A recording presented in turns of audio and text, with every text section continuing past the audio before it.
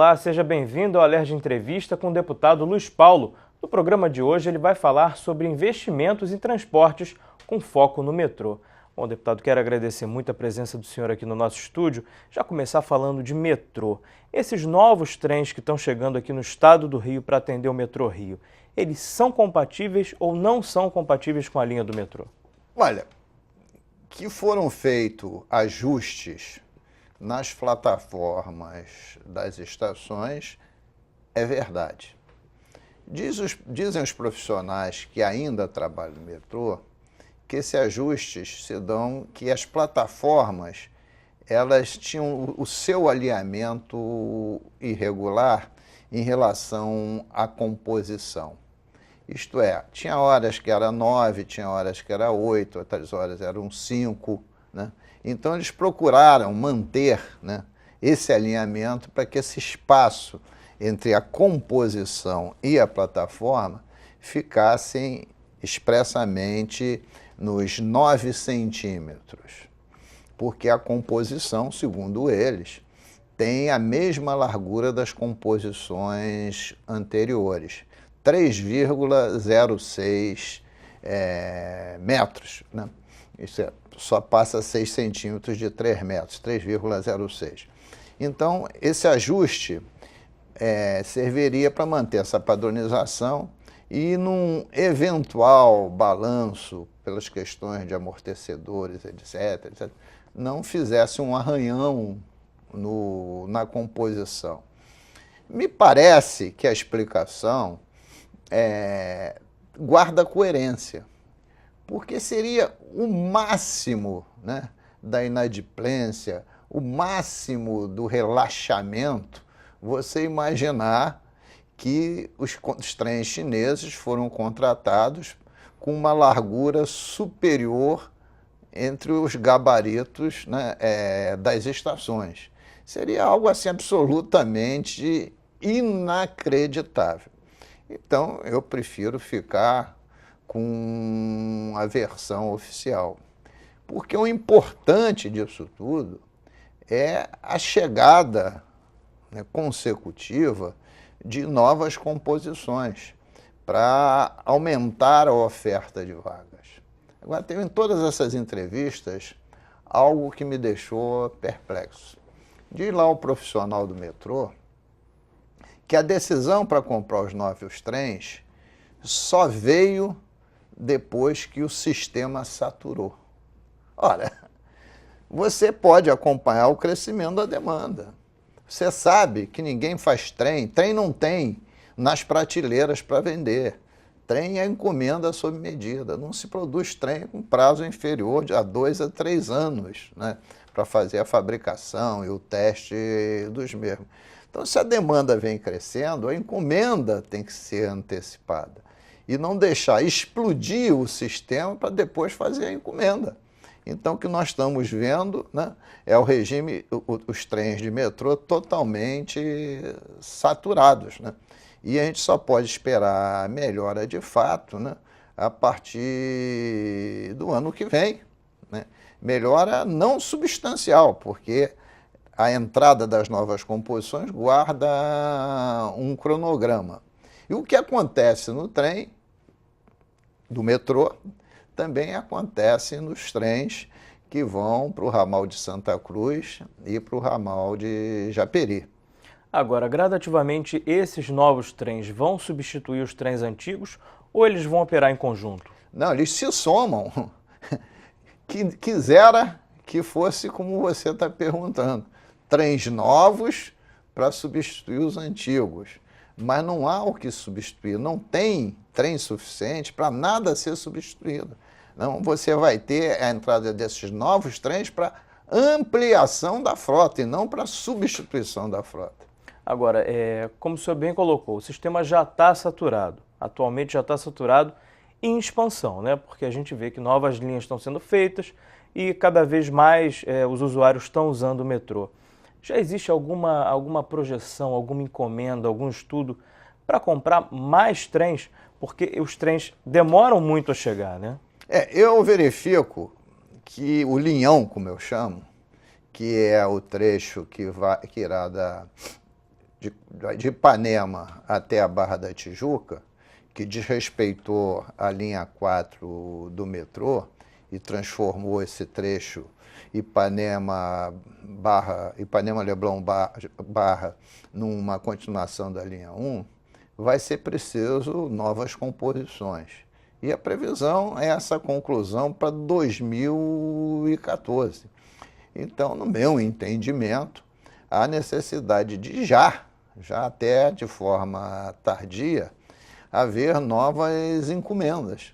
Mas não sabemos também direito como será essa operação desse trecho, porque a linha 4, ela pertencia a Rio Trilhos, né? Uma outra concessionária do metrô.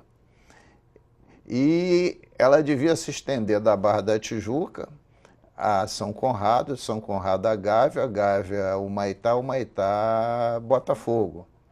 Mas chegando na Gávea, ela se emenda com a linha 1. Então, quem vai operar? A Orportrans ou uma nova operadora? Se é a Orportrans, o trem, o sistema de hoje vai se estender e vai se comprar novas composições. E se for uma nova concessionária, né? Então, tudo isso precisa ter uma equação final, mas existe muita falta de transparência do governo do Estado enquanto essa forma de operação da extensão da linha 1 para a Barra da Tijuca. Essa linha que está chegando até a Barra da Tijuca, essa forma como foi escolhida, é a ideal, é a mais recomendada? Sem dúvida nenhuma que não é. Não é. Porque metrô é sistema.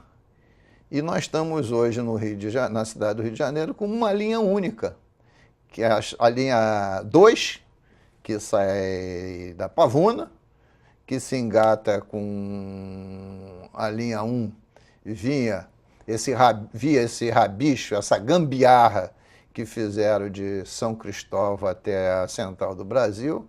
Daí vai para a Zona Sul, vai para Botafogo, Copacabana e Ipanema, e daí se estenderá ao Leblon, a São Conrado e a Barra. Quando deviam haver interligações, né? Haver um sistema metroviário e não uma linha única, que cada vez estará mais sobrecarregada, né?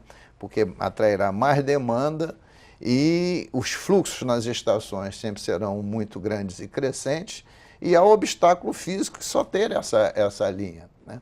E isso vai prejudicar um sistema ideal, é que tem intervalo entre trens de, por exemplo, 3 minutos.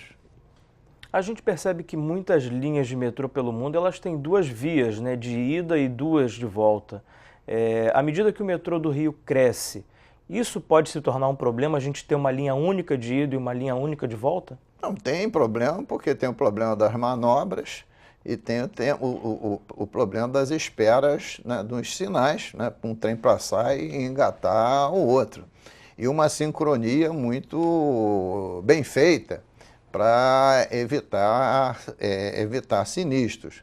Por isso que, sendo sistema, tendo loops, tendo, né, círculos, né, facilita esse sistema de operação.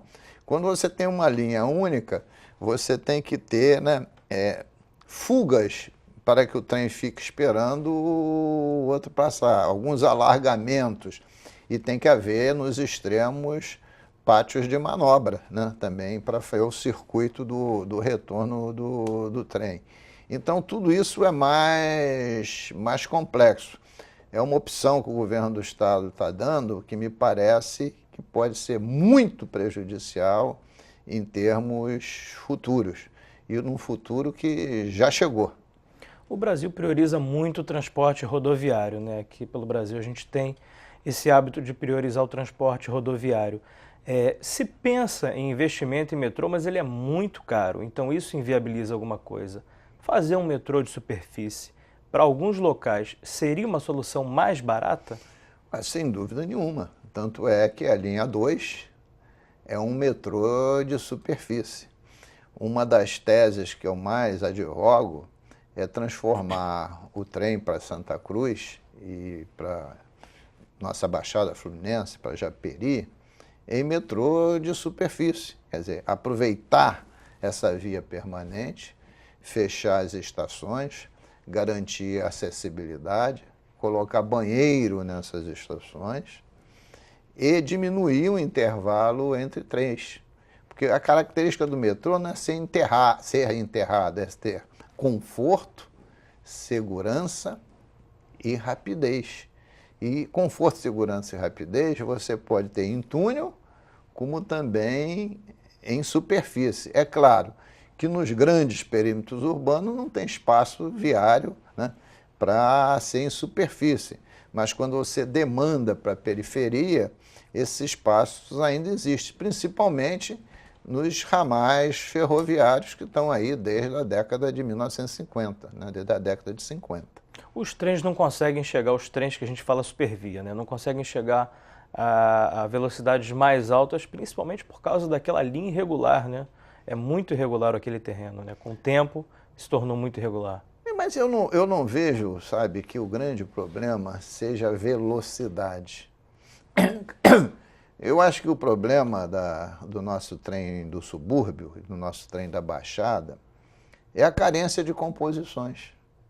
Se você diminuir o intervalo entre trens, que um trem de Santa Cruz, a rigor, estaria saindo no horário do pico a cada 15 minutos, a cada 20 minutos, se diminuir esse intervalo, se a velocidade vai ser 50 ou 60, não é um fator tão significativo se você tiver mais composições. O problema é a carência de composições, é a carência de via permanente. E quando você tem mais composições, você tem que aperfeiçoar a sua infraestrutura, quer dizer, os seus trilhos e dormentes, para evitar desnivelamentos e acidentes, como também tem que melhorar muito o seu sistema de sinalização e controle, para liberar as passagens de trens nos desvios. Tá certo, a gente vai fazer um pequeno intervalo. A Alerj Entrevista volta daqui a pouquinho, não saia daí.